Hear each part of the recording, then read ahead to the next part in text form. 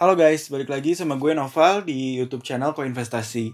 Hari ini kita bakal bahas 3 koin utama yang lagi sering banget nih muncul di berita dan juga memiliki potensi yang cukup tinggi ke depannya.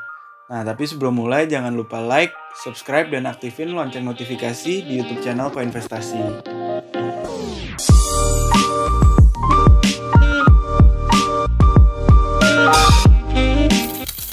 Nah, yuk langsung aja guys, kita bakal bahas 3 koin yang diprediksi bakal terbang nih ke depannya, tapi dalam jangka waktu yang cukup panjang.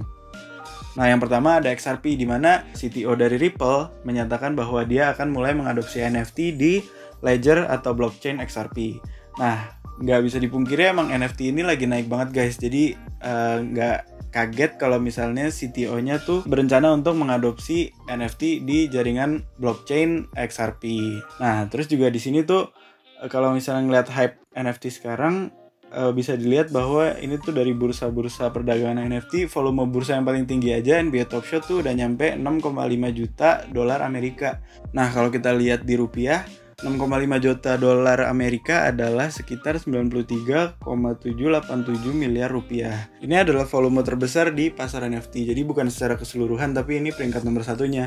Bayangin aja kalau misalnya secara keseluruhan, jadi NFT tuh udah ngelebihin triliunan rupiah. Jadi nggak kaget kalau misalnya banyak blockchain yang mulai berencana untuk mengadopsi NFT.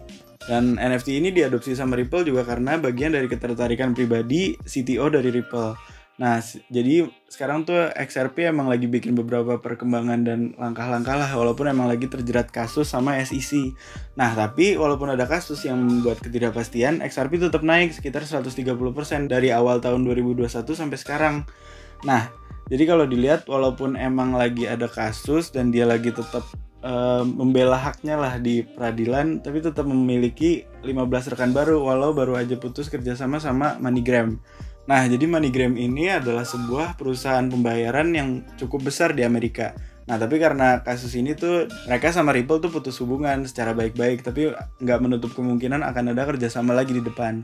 Nah, tapi sekarang Ripple justru malah berhasil menarik 15 institusi perbankan baru melalui kontrak perjanjian kerjasama.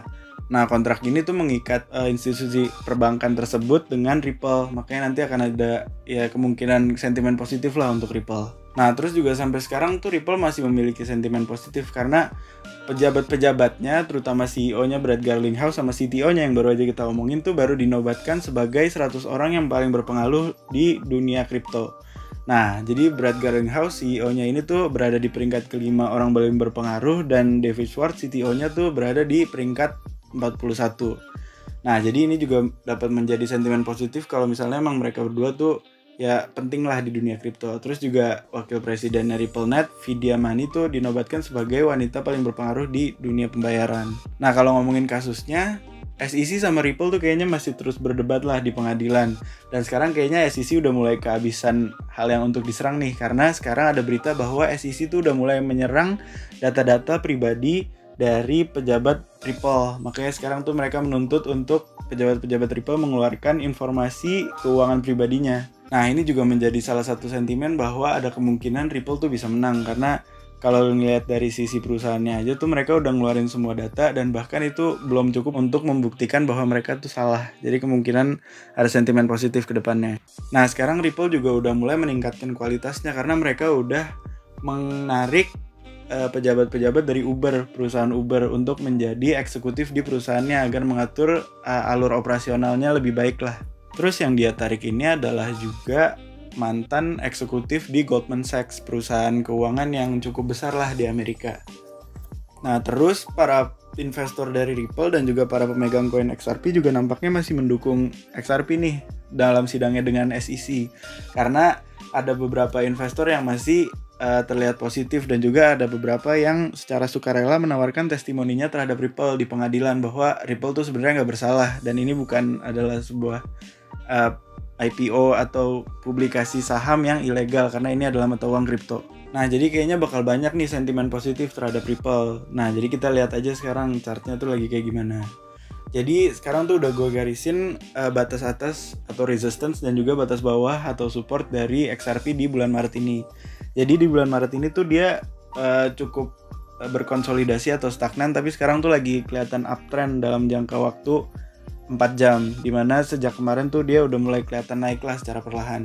Kemungkinan besar tuh targetnya ada di $0,48, yang kalau break bisa nyampe ke $0,52 lah. Tapi sekarang batas pengamannya tuh ada di sekitar $0,43, yang kalau break bisa sampai ke $0,39, yang merupakan batas bawah dari bulan Maret ini.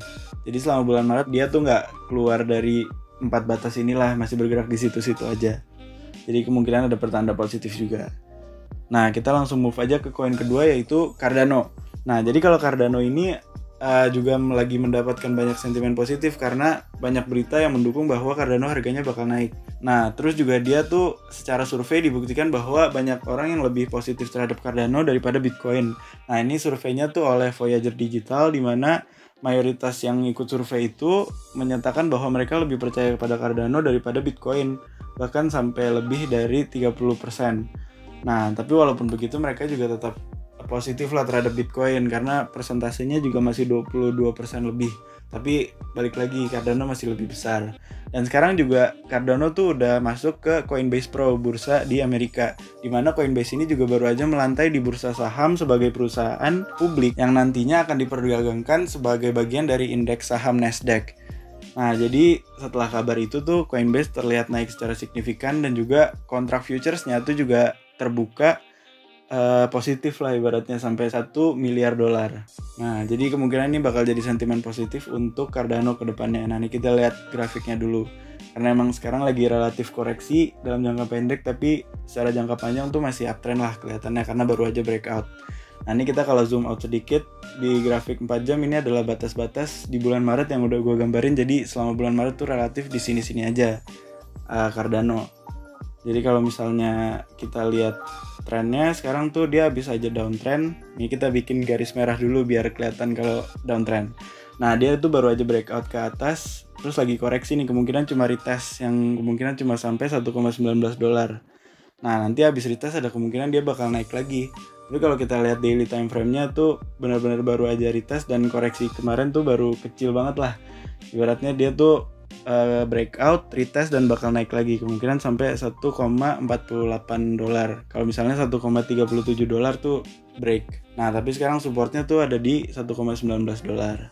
Nah, kita langsung move ke token yang ketiga nih, namanya FTX token, yaitu kripto dari bursa FTX. Jadi FTX ini tuh lagi rame dibicarakan sama mayoritas pasar kripto karena ini adalah bursa baru yang baru aja mengeluarkan jasa perdagangan kripto, saham, dan juga uang fiat dalam satu aplikasi yang emang jarang banget lah, makanya orang-orang pada tertarik. Nah, kebetulan dia punya koinnya sendiri namanya FTT, yang kebetulan juga masuk ke rekomendasi kita untuk kripto pada pekan ini.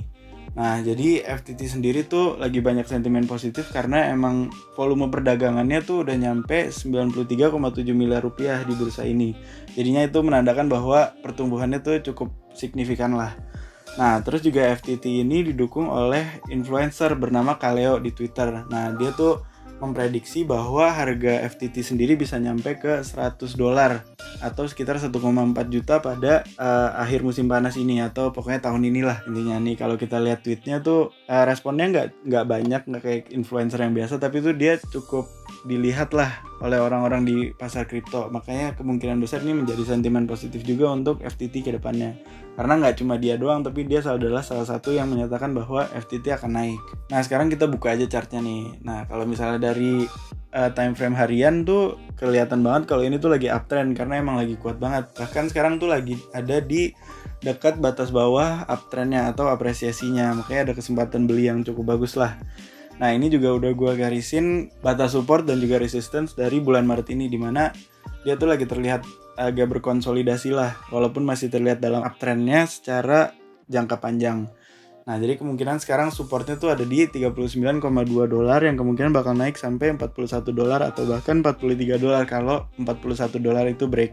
Nah, tapi sekarang batas pengamannya ada di $37,6, yang kemungkinan kalau break tuh bisa ke bawah. Nah, kemungkinan dengan adanya sentimen positif yang beredar di sekitar FTX token ini, kemungkinan apresiasi itu masih akan terus berlanjut. Nah, jadi kalau misalnya kalian mau coba daftar di FTX, ini kita udah sediain link di artikelnya, tinggal kalian klik. Nanti linknya juga bakal kita cantumin di komen atau di deskripsi YouTube video ini.